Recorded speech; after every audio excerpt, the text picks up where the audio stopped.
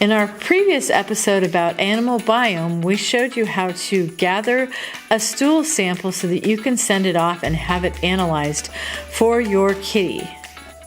In this upcoming episode, I am excited to share with you Zeke's results that came back from AnimalBiome's analysis.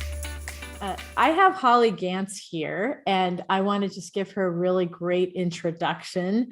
She is super energetic. I've had a chance to have some small chat with her, and I really enjoy the whole idea of what she has done for the whole animal industry altogether. So she's going to take us through a 15-minute preview of the kitty biome results for Zeke. And the nice thing about this is it is something that they regularly offer if you'd like it, and for all of us to understand what some of this stuff means. Thank you, Heidi. What a handsome boy. So this is the summary page of Zeke's microbiome report. You sent in a little bit of poop in the mail, and we've sequenced it, and we're characterizing the bacteria that we found in the sample. And this summary page just gives a sense of what we think overall is we're finding with the composition of gut bacteria. So the dial at the top, which is sort of balanced, mild, moderate, and severe, relates to the balance of bacteria in this sample compared to the reference set we've made from healthy cats. And I would say actually for like older cats with chronic health problems, they usually have a severe imbalance. So mild to moderate is really not that bad. So I do think it can be like disheartening. You're still a student. It's just, we're trying to assess like what's going on with gut bacteria. And sometimes you need to personally tweak the diet a bit. This is a slider with the cat face on it where you can say like, so is Zeke having some symptoms that are associated with a digestive or skin condition? And so if you're saying he's no symptoms, you can slide it to the left. And if he has severe, you can slide it to the right, because that, is also really important. Like if he has a really imbalanced microbiome, but he's not having any symptoms, then I think you can take a very general, sort of gradual and light approach to trying to see if you can push it towards a more balanced state.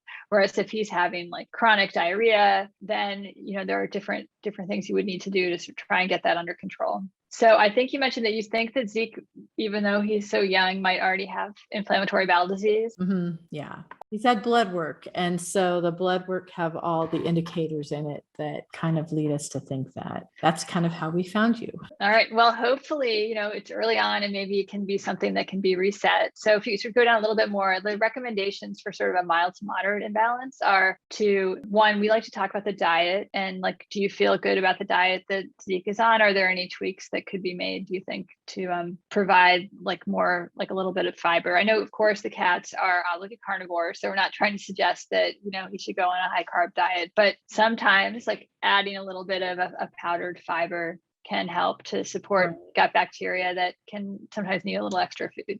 This is sort of a high level view of his results. And basically we're looking at how many different kinds of bacteria are there, and are they, somewhat evenly represented? And by evenly, I mean, say you open a bag of M&Ms, you don't really want them to all be brown. You want a good mix of the different colors. And so you can sort of view that as like a community of bacteria. Zeke's diversity falls within the healthy range. Richness was actually like very good. Evenness is a little low, but it's still within the range. Sometimes this can be really a big problem, especially I think with oral samples, but it's looking pretty good, at least from this perspective. But then we like to dive in and look at which bacteria we actually identified and how abundant they were. And that would be the next tab over. I really wished I had found this really from the time I got Zeke. He had the runs like from the day I first got him. Well, the whole reason that I started AnimalBiome was to help cats with problems like that. It's just, I didn't know how common it is. This is sort of giving sort of a high level view of like how the different groups of bacteria respond to diets. And one group of bacteria that really responds to the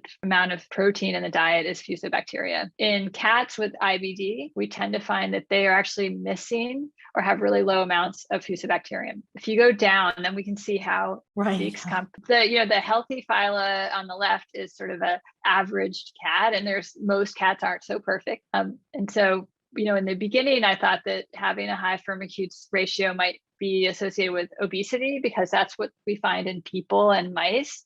But in cats, what I'm finding is that elevated amounts of firmicutes can indicate some kind of GI condition. Wow.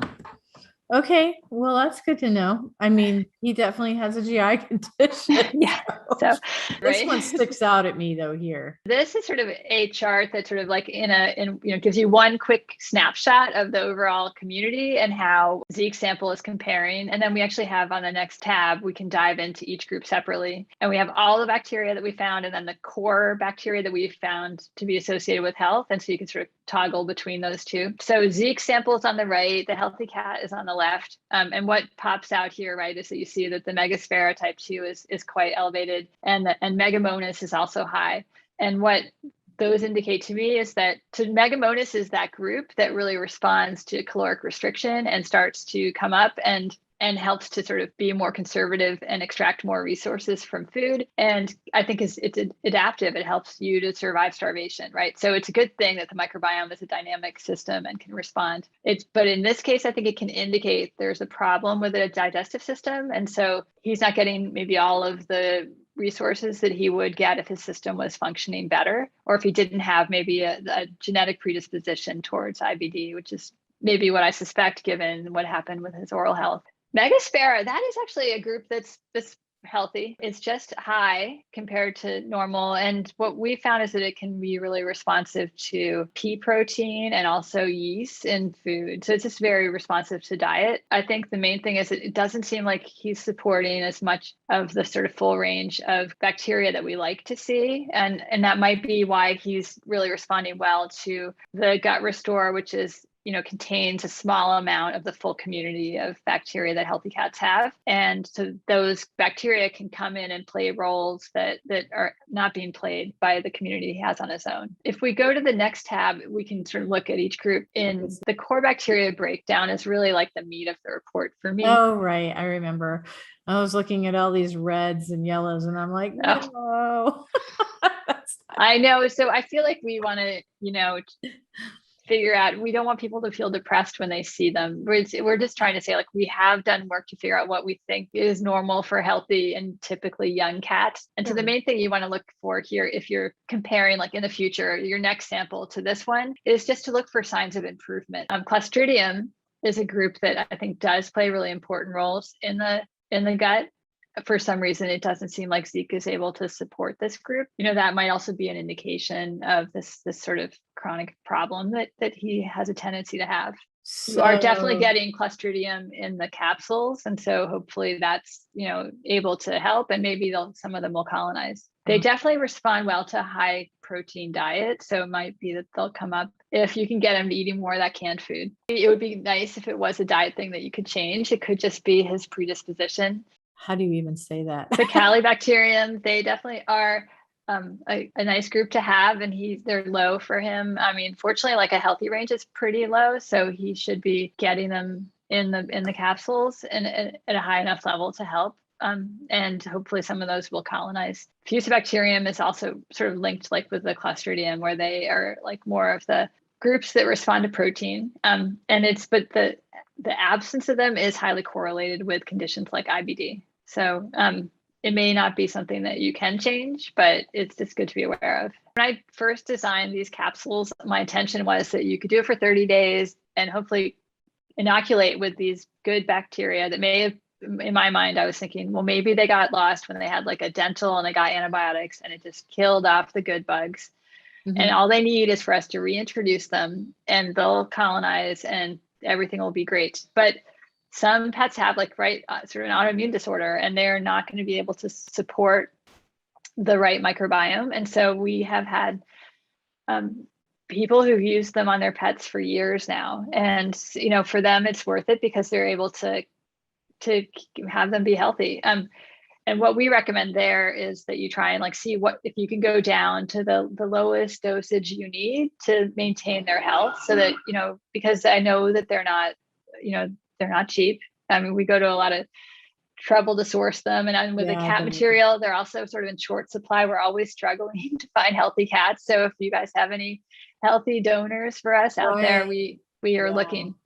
We run a healthy stool bank and we have 2 drivers who literally drive around picking up every day. Honestly, like the first people who did this, we had a woman who she had IBD herself and she had a healthy cat and she did not want cats to suffer like she did. And it was just really sweet. And so a lot of people who really care about animals being healthy, and so they're willing to like scoop the poop every day, put it in a cooler for us, and then we process it as soon as we get it, and Wow.